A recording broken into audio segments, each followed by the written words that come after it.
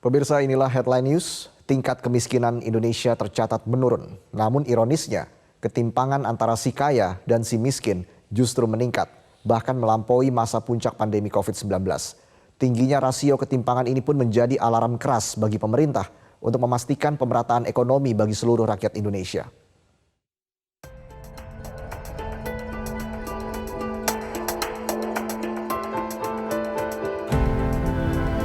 Badan Pusat Statistik mencatat jumlah penduduk miskin di Indonesia di bulan Maret 2023 sebesar 25,9 juta orang atau sebesar 9,36% dari jumlah penduduk Indonesia. Jumlah ini berkurang 460 ribu orang dari bulan September tahun 2022. Atko Mardianto, Sekretaris Utama BPS, menjelaskan hal ini disebabkan oleh beberapa faktor.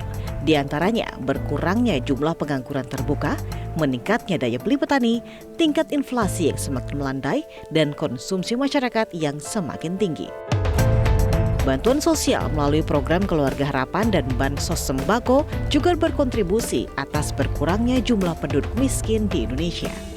Pertama, kita bisa tahu bahwa kondisi perekonomian nasional ini terus membaik, yang tercermin diantaranya dari penurunan tingkat pengangguran terbuka, peningkatan nilai tukar petani, laju inflasi yang lebih rendah atau terus mengalami rendah, kemudian yang penting juga adalah tingkat pengeluaran konsumsi rumah tangga yang relatif tinggi.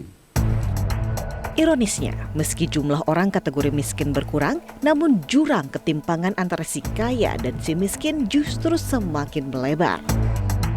Dari catatan BPS, tingkat ketimpangan berdasarkan Gini rasio di desa dan perkotaan naik dari sebelumnya 0,381 kini meningkat ke 0,388. Ketimpangan terasa di perkotaan karena rasio Gini yang naik dari 0,402 menjadi 0,409. Sementara ketimpangan di desa stagnan dan trennya cenderung turun sejak September 2019. Kondisi ketimpangan per Maret 2023 itu tercatat sebagai yang terburuk dalam 5 tahun terakhir.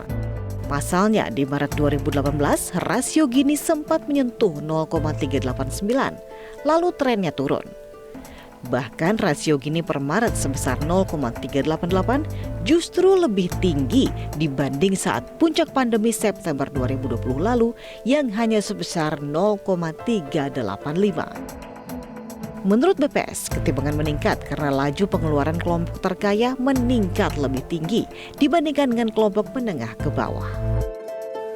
Salah satu faktor pendorongnya adalah melejitnya konsumsi dari kelompok teratas setelah pandemi berlalu yang didukung oleh dicabutnya pembatasan mobilitas seperti berwisata, naiknya aktivitas di perkantoran, dan mobilitas masyarakat yang mendorong peningkatan di sektor transportasi. Dari data yang ada, nanti tingkat ketimpangan pada Maret 2023 mengalami peningkatan dibandingkan September 2022.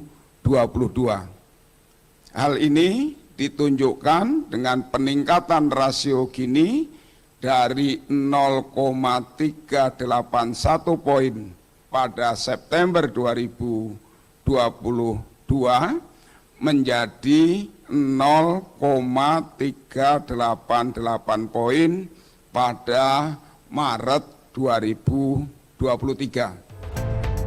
Ketimpangan yang melebar menjadi indikasi pemerataan ekonomi yang belum merata, apalagi gelombang pemutusan hubungan kerja atau PHK yang banyak dialami oleh warga kategori miskin dan rentan miskin pada saat pandemi COVID-19 lalu tentunya turut menekan tingkat konsumsi kelompok masyarakat tersebut.